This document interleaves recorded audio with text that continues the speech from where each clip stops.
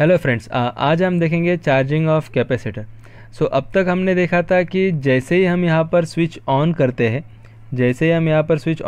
हैं कि यहाँ पर चार्जेस स्टोर होना चालू हो जाते हैं एंड उस चार्जेस के कारण यहाँ पर कुछ पोटेंशियल डेवलप हो जाता है जिसको हम V बोलते हैं। एंड ये प्रोसेस तब तक चलती है जब तक VB इक्वल्स टू V होता है। एंड जब VB इक्वल्स टू V होता है तब I की वैल्यू आपकी 0 होती है। ओके, इसका मतलब ये होता है कि जैसे ही मैंने स्विच ऑन किया, यहाँ से कुछ चार्जेस निकलते हैं, यहाँ पर आ जाते हैं और वो चार्जेस धीरे धीरे बढ़ते हैं और उस चार्जेस बढ़ने के कारण यहाँ पर पोटेंशियल भी बढ़ जाता है। एंड एक लिमिट ऐसे आ जाती है जब VB इक्वल्स टू V होता है। VB इक्वल्स टू V मतलब battery potential equals to potential developed across this plate. Okay, तो ये जब तक होता है तब आपकी I की वैल्यू क्या हो जाती है, तब उस टाइम पे 0 होता है। I की वैल्यू 0 होता है मतलब इन दोनों पॉइंट्स पे, इसमें पोटेंशियल सेम होने के कारण इसमें से करंट फ्लो होना बंद हो जाता है एंड तब हम बोलते हैं कि स्टेडी स्टेट रीच हो जाता है। इसकी हमने एक फिगर भी निकाली थी। ओके, देखो ये फिगर, इस तरह हमने एक फिगर निकाली थी I एंड Q के बारे में। तो ये इस तरह आपका Q बढ़ता है एंड एक लिमिट के बाद आपका Q क्या हो जाता है, कांस्टेंट हो जाता है। तो जैसे ही आपका Q कांस्टेंट हो जाता है उस टाइम को हम क्या बोलते हैं, स्टेडी स्टेट। कौन सी कंडीशन बोलते हैं हम उसको, स्टेडी स्टेट कंडीशन बोलते हैं। एंड जो पहले वाली जो कंडीशन रहती है उसको हम क्या बोलते थे, ट्रांजिएंट कंडीशन बोलते थे। ओके, मतलब जैसे ही मैंने स्विच ऑन किया, यहाँ पर चार्जेस बढ़ रहे हैं, उसके कारण पोटेंशियल भी बढ़ते जाता है। एंड एक लिमिट जब VB इक्वल्स टू V होता है तब दोनों पॉइंट्स पे पोटेंशियल सेम होता है। I की वैल्यू तब मतलब उस टाइम पे आपका करंट फ्लो होना 0 हो जाता है। एंड अब अगर करंट फ्लो होना 0 हो जाता है मतलब नया चार्ज अब बढ़ने वाला नहीं, तो आपका जो चार्ज है यहाँ पर जो स्टोर हुआ है वो मैक्सिमम हो जाता है एंड आपका चार्ज कांस्टेंट रहता है। अब जब आपकी ये सिचुएशन आती है उस टाइम को हम क्या बोलते हैं, स्टेडी स्टेट आ गया, स्टेडी स्टेट कंडीशन रीच हो गई। एंड स्विच ऑन करते ही स्टेडी स्टेट रीच होने से पहले जो कंडीशन आती है उसको हम क्या बोलते हैं, ट्रांजिएंट कंडीशन बोलते हैं। ओके, नाउ अभी हमने क्या किया है, सेम फिगर कंसिडर किया है विथ रेजिस्टेंस R। अब ये जो रेजिस्टेंस है ये क्या है, तो देखो आपको आइडियल कैपेसिटर तो मिलने वाला नहीं, कुछ ना कुछ उसका रेजिस्टेंस रहने वाला है। मतलब जो भी आपके प्लेट्स रहते हैं उनका कुछ रेजिस्टेंस रहता है। आपने यहाँ पर जो कंडक्टिंग वायर कंसिडर किया है उसका भी कुछ रेजिस्टेंस रहने वाला है। तो हमने यहाँ पर क्या किया है, एक रेजिस्टेंस R कंसिडर किया है। नाउ अभी हम क्या करेंगे, इस पूरे लूप में एक किरचॉफ्स वोल्टेज लॉ लगाएंगे।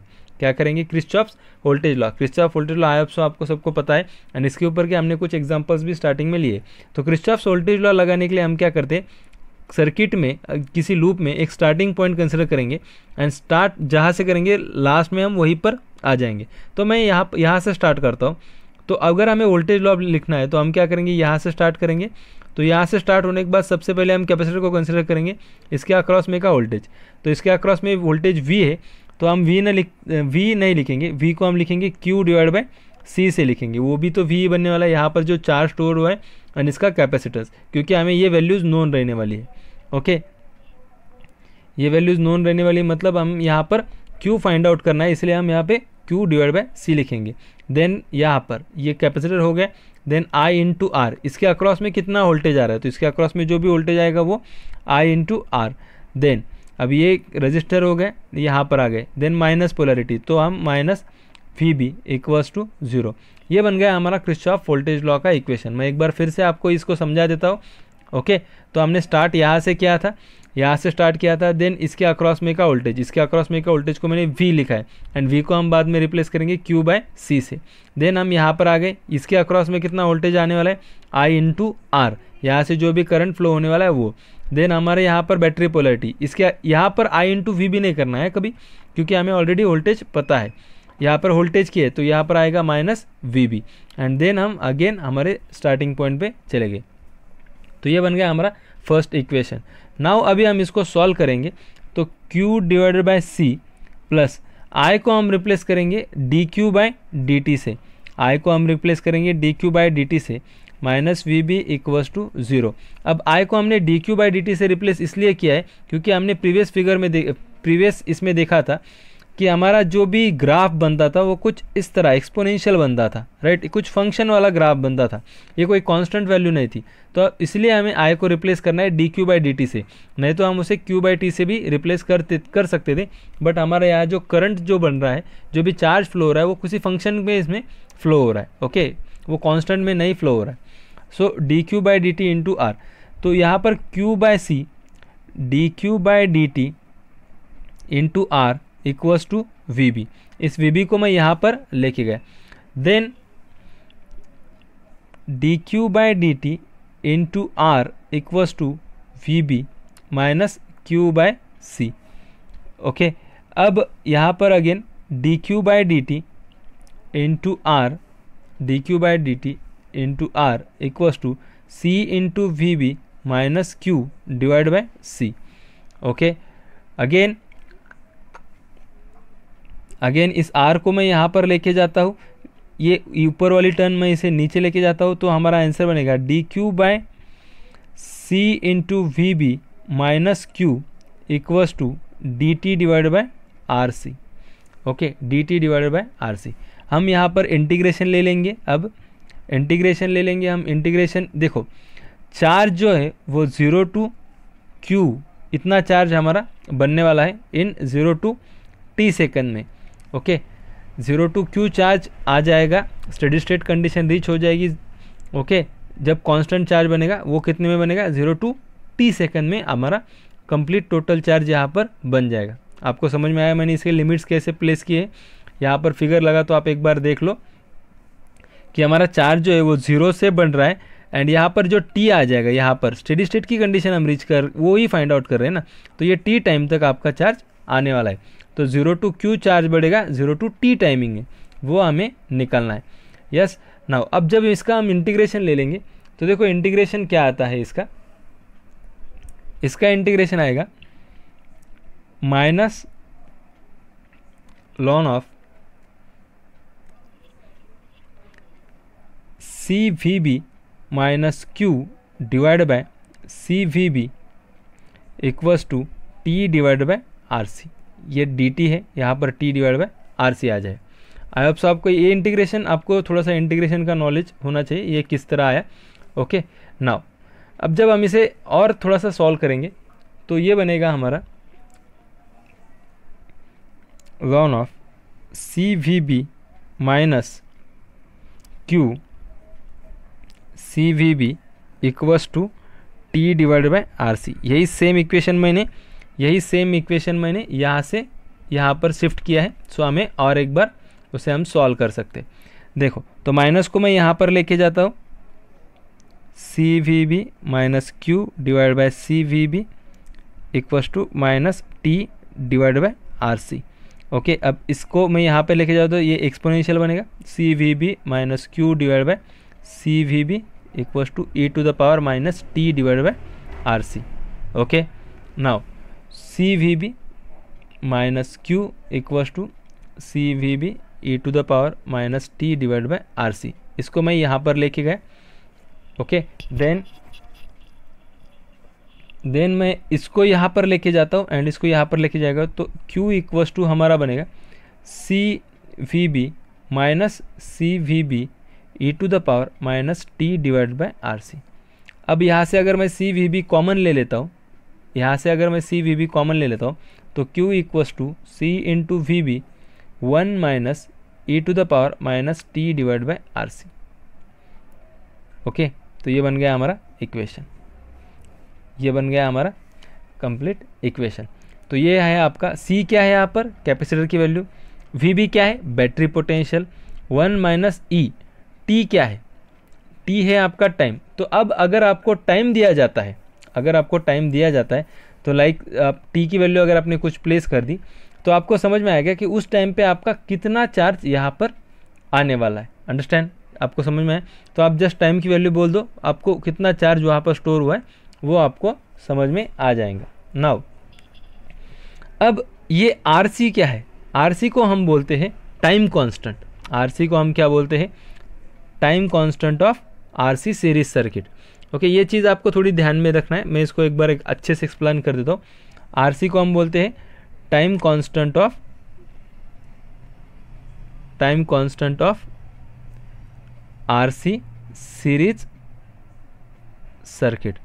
ओके, तो time constant of RC series circuit. देखो आरसी एक टाइम का यूनिट बनने वाला है। देखो अब आर को हम किस तरह लिखते हैं, आर को हम लिख सकते हैं V divided by I, and C को हम लिख सकते हैं Q divided by V. Okay, तो वी वी कैंसिल, तो ये बनेगा Q divided by I, and Q divided by I आपका क्या है, टाइम का आंसर देना है, जैसे कि हमने ऑलरेडी पढ़ा है I equals to Q divided by T, ये हमने करंट इलेक्ट्रिसिटी में ऑलरेडी पढ़ा है। तो T equals to Q divided by I हम लिख सकते हैं। तो ये आर सी क्या है, आपका टाइम कांस्टेंट है। Okay now, and time constant को हम किससे डिनोट करने वाले, टाउ से डिनोट करने वाले, उसको हम किससे डिनोट करने वाले, टाउ। ओके, यहाँ तक आपको समझ में आ गया। अब यहाँ पर मैंने सेम इक्वेशन फिर से लिखा है, एंड ये टाउ को हम क्या बोलते हैं, टाउ को हम बोलते हैं time constant of RC series circuit.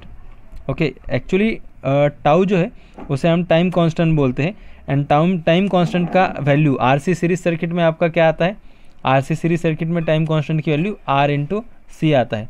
Like that आपको आरएल सर्किट का भी एक टाइम कांस्टेंट रहता है, वो भी हम जब इंडक्टर के बारे में देखेंगे तब देखेंगे।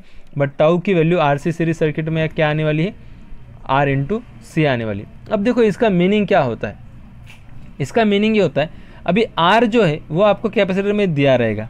ओके, आर जो है वो आपका कैपेसिटर में दिया रहेगा, एंड सी की वैल्यू भी आपको कैपेसिटर में दी रहेगी। ओके, तो आर की वैल्यू सपोज आपकी कुछ 1 ओम है, एंड सी की वैल्यू सपोज आपकी कुछ 10 माइक्रोफैरड है, तो आपका टाइम कांस्टेंट की वैल्यू क्या आ जाएगी, टाइम कांस्टेंट की वैल्यू 10 माइक्रो सेकेंड, ये आपकी टाइम कांस्टेंट की वैल्यू आ गई है। अब इसका एग्जैक्ट मीनिंग क्या होता है वो भी हम देखेंगे, एंड इसका यूज क्या किया जाता है ये भी हम देखेंगे। अब ये इक्वेशन जो हमें मिला है Q equals to C into V B 1 minus E to the power minus T divide by tau, and tau को हम रिप्लेस करेंगे आरसी सीरीज सर्किट में आर इंटू सी से। तो अब जब यहाँ पर टी की वैल्यू 0 है, टी की वैल्यू 0 इसका मतलब क्या होता है, टी की वैल्यू 0 इसका मतलब ये होता है जैसे ही आपने स्विच ऑन किया है, तो जैसे ही हमने स्विच ऑन किया था तब अपना कितना चार्ज फ्लो होता था, तब तो हमारा कुछ भी चार्ज फ्लो होता नहीं था। ये फिगर हमें पहले से पता है। ओके, ये इस तरह की फिगर, जैसे हमने स्विच ऑन किया, ये ओरिजिन का पॉइंट देखो, स्विच ऑन किया टी इक्वल्स टू 0 था, तब आपका कितना चार्ज फ्लो होता था, 0 होता था। तो सेम हम यहाँ पर टी की वैल्यू प्लेस करेंगे एंड देखेंगे। So Q equals to C into V B 1 minus E to the power 0, directly T की वैल्यू अगर यहाँ पर 0 रखेंगे तो ई टू द पावर 0 आ जाएगी। ये कब आई है हमें वैल्यू, टी इक्वल्स टू 0 पे, कंडीशन पे। तो अगर ई टू द पावर 0 की वैल्यू क्या आती है 1, सो Q की वैल्यू हमें क्या मिलेगी 0। अंडरस्टैंड, समझ में आया आपको। नाउ अब देखो ये हो गया आपका, ये क्या हो गया, अब जब t इक्वल्स टू 0 था। नाउ अभी हम क्या करेंगे, टाइम जो है वो फर्स्ट टाइम कांस्टेंट ले लेंगे, फर्स्ट टाइम कांस्टेंट। इसका मतलब क्या होता है कि r इंटू सी की जो भी वैल्यू आएगी, जो भी हमने कैपेसिटर कंसिडर किया है उसका कुछ r रहेगा, उसका कुछ c रहेगा, r जो है वह उसके ऊपर गिवन रहेगा, उसके ऊपर c की वैल्यू भी गिवन रहेगी।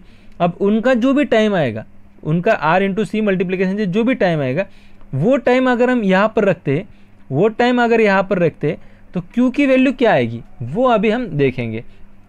ओके, तो देखो यहाँ पर when we place t equals to r into C, t equals to r into C, ये जब हम इक्वेशन में प्लेस करेंगे तो देखो क्या आएगा, Q equals to C V B 1 minus E to the power minus R C divide by R C. Okay, अब minus R C divide by R C क्या आएगा, तो minus R C divide by R C Q equals to C into V B 1 minus E to the power minus 1। Okay, and e to the power minus 1 की value क्या आती है, ई to the power minus 1 की आपकी value आनी चाहिए 0.3678। Okay, तो ये आपकी ई टू द पावर माइनस 1 की वैल्यू आती है।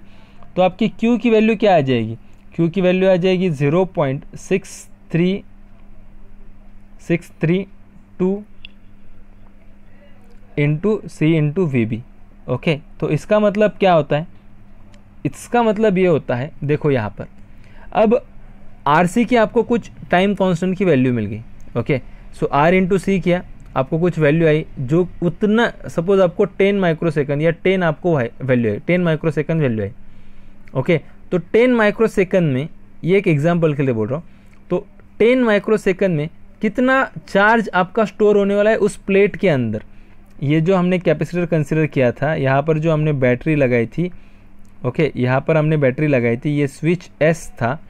ओके, अब जैसे स्विच एस हमने ऑन किया एंड हमने चेक किया R इंटू सी, इसका कुछ R रहने वाला है, C रहने वाला है, उतना जब टाइम होगा तब इसमें कितना चार्ज स्टोर होने वाला है। तो कितना चार्ज स्टोर होने वाला है, तो सिर्फ 63.20% आपका चार्ज स्टोर होने वाला है। ओके, जैसे आपका फर्स्ट टाइम कांस्टेंट की वैल्यू चलेगी, T equals to R into C रहेगा। अंडरस्टैंड? तो फर्स्ट टाइम कांस्टेंट में आपकी कितनी वैल्यू जाएगी, 63.2% आपकी वैल्यू आ जाएगी। ओके, नाउ अब जब हम T इक्वल्स टू 5RC रखेंगे, T इक्वल्स टू 5RC रखेंगे, तो यहाँ पर इस इक्वेशन में आपको मिलेगा कि Q equals to C into VB 1 minus e to the power minus 5। Understand? 1 minus e to the power minus 5, मतलब यहाँ पर मैंने क्या किया, minus 5RC divide by RC, तो माइनस 5 बचेगा एंड इसकी वैल्यू आ जाएगी तब 99.32। इसे 99.32 नहीं लिखता मैं, इसे मैं लिखता हूँ 0.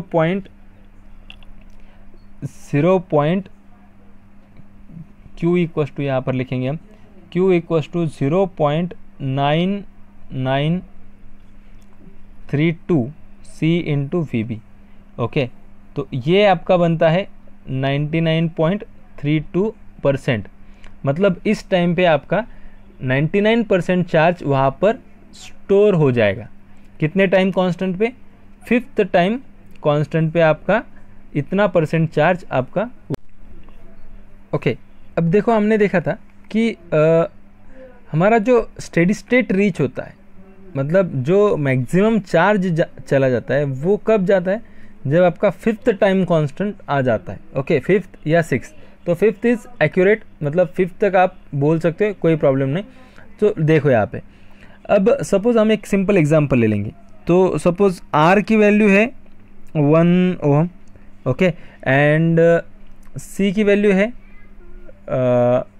C की वैल्यू हम ले लेंगे 10 माइक्रोफैरड। ओके, तो टाइम कांस्टेंट क्या आ जाएगा इस सर्किट का, टाइम कांस्टेंट टाउ की वैल्यू आपकी क्या आ जाएगी इस सर्किट की, तो टाउ की वैल्यू आपकी आ जाएगी 1 into time constant RC series circuit है, R इंटू सी रहता है, तो ये आएगा 1 इंटू 10 माइक्रोफैरड। ओके, तो आंसर आ जाएगा 10 माइक्रोसेकेंड। तो ये क्या आ गया आपकी टाउ की वैल्यू, ये आ गया टाइम कांस्टेंट की वैल्यू। तो इसका मतलब ये होता है कि अगर 10 माइक्रोसेकेंड में क्या आपका स्टेडी स्टेट रीच होगा क्या, नहीं, ये आप यहाँ पर गलती करते हो। टाइम कांस्टेंट आपका 10 माइक्रोसेकंड में आपका स्टेडी स्टेट रीच नहीं होता है, आपका steady state reach 5th time constant पे होता है, 5th या 6th टाइम कांस्टेंट पे। ओके, तो फर्स्ट टाइम कांस्टेंट में आपका कितना चार्ज जाने वाला है, तो फर्स्ट टाइम कांस्टेंट में आपका सिर्फ 63.20% चार्ज स्टोर्ड होने वाला है। ओके, तो आपको अगर पूछा जाता है कि सपोज ये सर्किट है जिसकी R की वैल्यू ये है, C की वैल्यू ये है, find out when will be steady state reach. Okay, तो आपने टाउ की वैल्यू निकाली 10 माइक्रोसेकंड, तो क्या 10 माइक्रोसेकंड में स्टेडी स्टेट रीच हुआ क्या, नहीं। तो आपको अगर 10 स्टेडी स्टेट फाइंड आउट करना है तो आपको क्या करना पड़ेगा, टाउ को इंटू 5 करना, मल्टीप्लाई 5 से करना पड़ेगा। तो आपका आएगा 10 माइक्रोसेकंड इंटू 5, तो ये आ जाएगा आंसर 50 माइक्रोसेकंड। तो 50 माइक्रोसेकंड में आपका स्टेडी स्टेट रीच होने वाला है। ओके, तो उस टाइम पे मतलब आप ऐसे भी नॉर्मली भी आप घर पे भी देख सकते हो, अगर आपके पास एक कैपेसिटर है जिसके R की वैल्यू दी रहेगी, C की वैल्यू उसके ऊपर दी रहेगी, सो R इंटू सी से आप उसका टाइम कांस्टेंट निकालो, तो time constant first time constant में आपका इतना ही चार्ज आएगा। बट अगर आप 5th टाइम कांस्टेंट कैलकुलेट करते हो तो आपका उस टाइम पे, तो तब आपका उस टाइम पे स्टेडी स्टेट रीच हुआ रहेगा।